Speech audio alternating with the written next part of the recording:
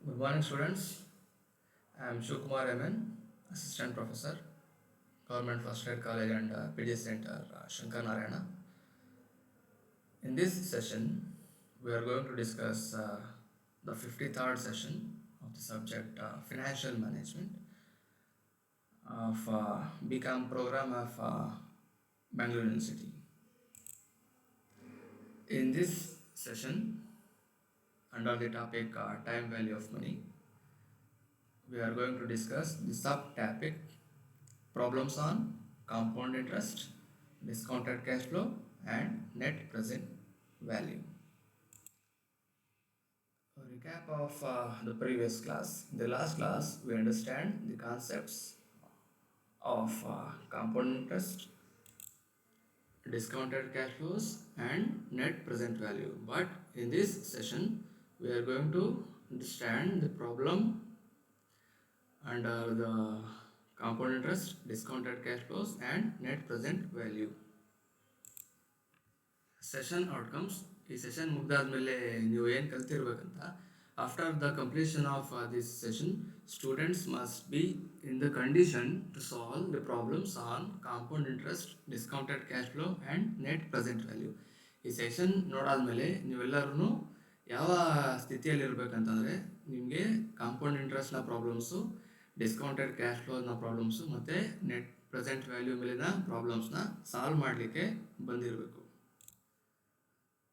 ಇವಾಗ ನಾವು ಸ್ವಲ್ಪ ಪ್ರಾಬ್ಲಮ್ಗಳನ್ನ ಕಡೆ ನೋಡೋಣ. ಮೊದಲನೇ problem, mister Gagan purchased ₹40,000 worth of mortgage bonds of 5-year period. If the bonds carry 15% interest, calculate the maturity value of the bonds. ಇದು compound ಇಂಟ್ರೆಸ್ಟ್ಗೆ ಸಂಬಂಧಪಟ್ಟ ಹಾಗೆ ಮೊದಲನೇ ಪ್ರಾಬ್ಲಮ್ಮು. ಈ ಪ್ರಾಬ್ಲಮ್ ನೋಡಿ, mister Gagan purchased ₹40,000 worth of mortgage bonds of 5-year period. Mister Gagan ಅನ್ನೋನು ₹40,000 ಬೆಲೆಯ mortgage ಬಾಂಡ್ಗಳನ್ನ 5 ವರ್ಷದ ಅವಧಿಗೆ ಪರ್ಚೇಸ್ ಮಾಡಿದ್ದಾನೆ. If the bonds carry 15% interest, calculate the maturity value of the bonds. ಆ ಪರ್ಚೇಸ್ ಮಾಡಿರುವಂತಹ ಬಾಂಡ್ಗಳು ಪ್ರತಿ ವರ್ಷ 15% ಇಂಟ್ರೆಸ್ಟ್ನ ಈಲ್ಡ್ ಮಾಡಿದ್ರೆ 5 ವರ್ಷ ಅವಧಿ ಮುಗಿದ ಮೇಲೆ ಆ ₹40,000 ಏನು ಪರ್ಚೇಸ್ ಮಾಡಿದ್ದೀರಾ ಇವಾಗ, ಆ ಬಾಂಡ್ಗಳ ವ್ಯಾಲ್ಯೂ ಎಷ್ಟಾಗುತ್ತೆ ಅಂತ ಕ್ಯಾಲ್ಕುಲೇಟ್ ಮಾಡಬೇಕು.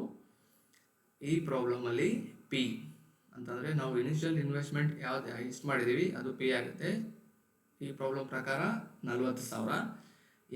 ಎನ್ ಅಂತಂದರೆ ನಂಬರ್ ಆಫ್ ಇಯರ್ಸ್, ಎಷ್ಟು ವರ್ಷಗಳ ಅವಧಿಗೆ ಇನ್ವೆಸ್ಟ್ಮೆಂಟ್ ಆಗಿದೆ ಅಂತ. In this problem, the investment is made for 5 years. Next, R ಅಂತಂದರೆ rate of interest. In this problem, rate is 15% per annum. And A that we need to find out here. A is the maturity value. After the end of 5 years, the amount of 40,000 ಎಷ್ಟಾಗುತ್ತೆ 5 ವರ್ಷ ಆದಮೇಲೆ ಅಂತ ನಾವು calculate ಮಾಡಬೇಕು. ಈ ಪ್ರಾಬ್ಲಮಲ್ಲಿ calculate ಮಾಡೋಣ. A ಅಂತಂದರೆ maturity value. So find out ಮಾಡಲಿಕ್ಕೆ formula A equals P into 1 plus R to the power of N. Here brackets ಕಾಣಿಸ್ತಾ ಇದೆಯಲ್ಲ, ಅಲ್ಲಿ ಬ್ರ್ಯಾಕೆಟ್ಸ್ ರೆಪ್ರೆಸೆಂಟ್ಸ್ ಮಲ್ಟಿಪ್ಲಿಕೇಶನ್.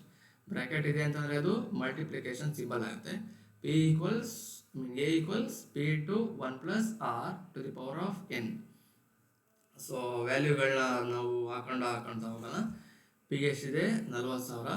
1 ಕಾಮನಲ್ಲಿ ಅದನ್ನೇನು ಚೇಂಜ್ ಮಾಡೋ ಆಗಿಲ್ಲ. R 15%. Here 15% is in the form of 0.15. That is in the form of decimal. ಯಾವುದೇ rate ಕೊಟ್ಟರು compound interest calculate ಮಾಡಬೇಕಾದ್ರೆ decimal ಪಾಯಿಂಟಲ್ಲಿ ಇಟ್ಕೊಬೇಕು. ಫಾರ್ ಎಕ್ಸಾಂಪಲ್ 10% ಕೊಟ್ಟರೆ 10/100 0.1 ಆಗುತ್ತೆ. ಇಲ್ಲಿ 15%, 15/100 ದಟ್ ಈಸ್ 0.15. ಫಾರ್ ಎಕ್ಸಾಂಪಲ್ 25% ಇದೆ, 25/100 ಈಕ್ವಲ್ಸ್ 0.15 ಮಾಡ್ಕೊಬೇಕು. ಟ್ಯಾಕ್ಸ್ ರೇಟ್ ಮತ್ತು ರೇಟ್ ಆಫ್ ಇಂಟ್ರೆಸ್ಟ್ ಯಾವುದೇ ಕೊಟ್ಟರು ಕೂಡ ಅದನ್ನ ಸೊಲ್ಯೂಷನ್ ಮಾಡಬೇಕಾದ್ರೆ ಡೆಸಿಮಲ್ ಪಾಯಿಂಟಿಗೆ ಅದನ್ನ ಇಡ್ಸ್ಕೊಬೇಕು. ನೆಕ್ಸ್ಟು ಎನ್ ಅಂತಂದರೆ ಪ್ರಾಬ್ಲಮಲ್ಲಿ 5 ವರ್ಷಗಳವರೆಗೆ ಇನ್ವೆಸ್ಟ್ ಮಾಡಿದ್ದಾರೆ, ಅದಕ್ಕೋಸ್ಕರ ಎನ್ನು 5 ಆಗುತ್ತೆ. ಸೊ ಸಿಂಪ್ಲಿಫೈ ಮಾಡಿದಾಗ 1 plus 0.15 that will become 1.15 to the power of 5. To the power of 5 ಅಂತಂದರೆ here 1.15 to the power of 5 ಅಂತಂದರೆ you have to multiply 1.15 5 times. That means 1.15 into 1.15 into 1.15 into 1.15 into 1.15. ಆವಾಗ ನಿಮಗೆ 2.0114 ಬರುತ್ತೆ. ಸೊ ಪಿ ಆಲ್ರೆಡಿ 40,000 ಇದೆ. ಎರಡನ್ನು multiply ಮಾಡಿದಾಗ A equals 80,454, 80,454 ರೂಪಾಯಿ ಬರುತ್ತೆ. ಅಂದರೆ 5 ವರ್ಷಗಳವರೆಗೆ 15%ಅಲ್ಲಿ 40,000 ರೂಪಾಯಿನ ಮಾರ್ಟ್ಗೇಜ್ ಬಾಂಡಲ್ಲಿ ಇನ್ವೆಸ್ಟ್ ಮಾಡಿದ್ರೆ 5 ವರ್ಷ ಆದಮೇಲೆ ಆ 40,000 ರೂಪಾಯಿ 80,454 ರೂಪಾಯಿ ಆಗಿರುತ್ತೆ. Let's move on to the next problem ನೋಡೋಣ. ಈಗ ಈ ಪ್ರಾಬ್ಲಮಲ್ಲಿ mister Ravi invested ₹20,000 into mutual fund growth option. Over a period of 6 years, the fund achieved a growth of 30% on an average. Calculate the value of investment after 6 years. Mister Ravi ಅನ್ನೋನು 20,000ನ mutual funds growth ಆಪ್ಷನಲ್ಲಿ invest ಮಾಡಿದ್ದಾನೆ. ಎಷ್ಟು ವರ್ಷಕ್ಕೆ? Over a period of 6 years, 6 ವರ್ಷಕ್ಕೆ. ಎಷ್ಟು ಇಂಟ್ರೆಸ್ಟನ್ನು ಅಥವಾ ಗ್ರೋತನ್ನು achieve ಮಾಡುತ್ತಪ್ಪ ಆ ಫಂಡ್ ಅಂತಂದರೆ achieved a growth of 30% on an average. So what you have to calculate is, you have to calculate the value of investment after 6 years. So calculate ಮಾಡೋಣ. 20,000 invest ಮಾಡಿರೋ amount 6 ವರ್ಷ ಮುಗಿದ ಮೇಲೆ 30%ಅಲ್ಲಿ ಎಷ್ಟಾಗುತ್ತೆ ಅಂತ. ಈ ಪ್ರಾಬ್ಲಮಲ್ಲಿ P equals 20,000, that is initial investment. N equals number of years, ಈ ಪ್ರಾಬ್ಲಮಲ್ಲಿ 6 years. R equals 30%. A, that is we have to calculate the maturity value. ಎಷ್ಟಾಗುತ್ತೆ at the end of 6th year ಅಂತ. So formula A equals P into 1 plus R to the power of N. ಈ ಪ್ರಾಬ್ಲಮಲ್ಲಿ P 20,000 ಇದೆ, 1 ಅದು common, ಅದು R 30%. ನಾನು ಆಗಲೇ ಹೇಳಿದಾಗೆ ಅದು ಡೆಸಿಮಲ್ ಪಾಯಿಂಟ್ ಇರಬೇಕು. 30 ಡಿವೈಡೆಡ್ ಬೈ 100, ದಟ್ ಈಸ್ 0.30. ಮತ್ತು N ಅದು 6 years. 1 plus 0.3, 1.3 ಆಗುತ್ತೆ to the power of 6. 1.3 to the power of 6. You have to multiply 1.3 6 times. That will result in 4.8268. Multiply with rupees 20,000. That is 20,000 into 4.8268. That is A equals 96,536.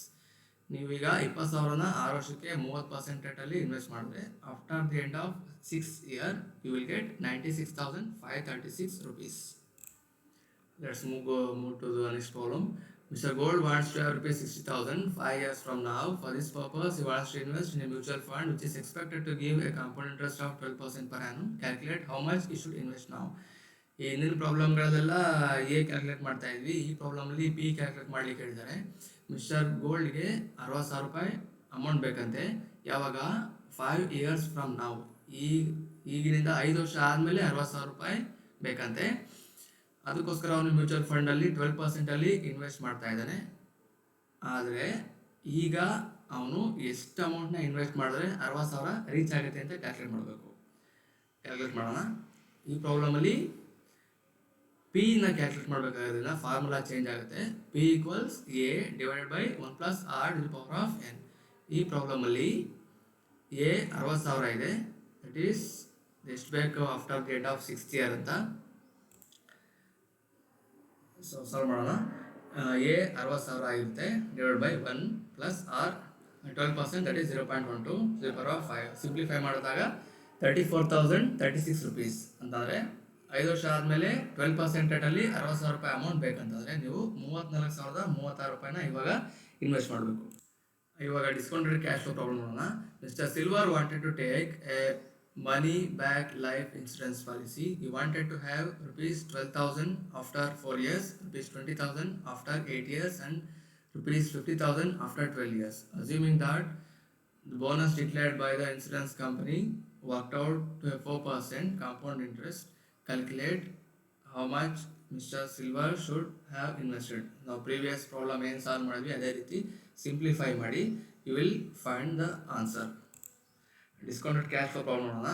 ಒಂದು Everest limited company ಒಂದು ಪ್ರಾಜೆಕ್ಟ್ನ 5 yearsಗೆ ತಗೊಳ್ಳೋಕೆ ನೋಡ್ತಾ ಇದೆ. Year ಮತ್ತು cash flow ಕೊಟ್ಟಿದ್ದಾರೆ.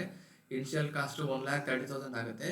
ಹಾಗಾದರೆ ನೀವು net present ವ್ಯಾಲ್ಯೂನ ಕಂಡುಹಿಡಬೇಕು. ಮೊದಲನೇ ವರ್ಷ 20,000, ಎರಡನೇ ವರ್ಷ 30,000, ಮೂರನೇ ವರ್ಷ 50,000, ನಾಲ್ಕನೇ ವರ್ಷ 60,000 ಮತ್ತು ಐದನೇ ವರ್ಷ 50,000 ರೂಪಾಯಿ ಕ್ಯಾಶ್ ಫ್ಲೋ ಇದೆಯಂತೆ.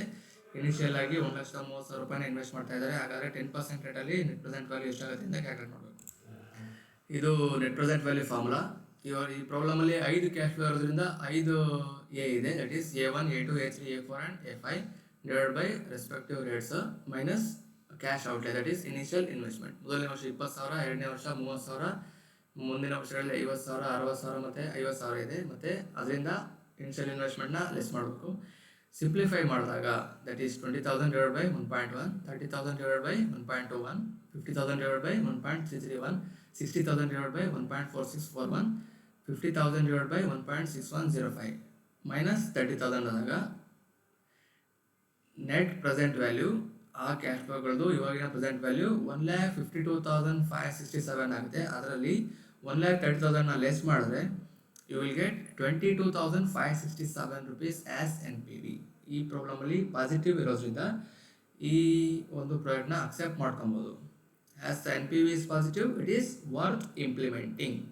Okay, it is two problems relating to compound interest, discounted cash flow and net present value. Thank you for watching.